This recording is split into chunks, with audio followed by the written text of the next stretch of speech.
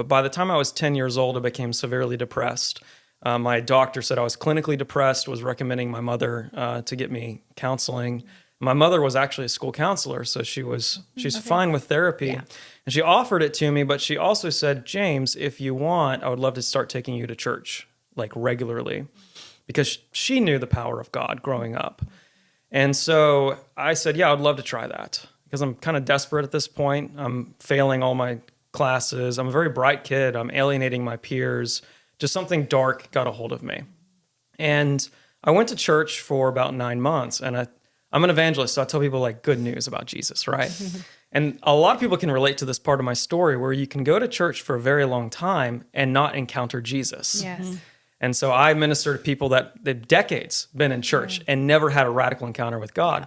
So I was there for 9 months, and I liked the people and I liked the activities, but I did not have that relationship with God, and I was still severely depressed. And then one night my mom said, there's a man planting a church down the street from us, and he has the gift of prophecy. Do you want to go and see him speak?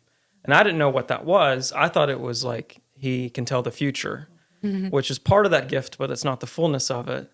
And I was desperate again, so I went, and the man preached a sermon, and I don't remember what he preached, but at the end he invited people to come down to be prayed for. The man laid his hand on my head, and I'm a 10-year-old. I've never experienced anything like this before, but I felt the power of God come over me. I felt the love and the peace of God come over me. And I knew in that moment two things. I knew, one, God existed, and I knew, two, that he loved me. And there's a lot of people that can wrap their heads around that first one, that God exists.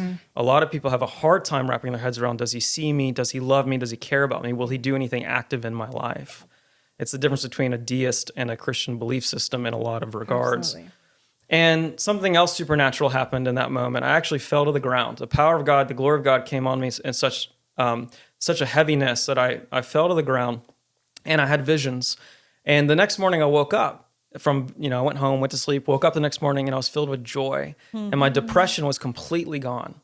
And I didn't have a word for it then, but I do now. But Jesus delivered me from that depression.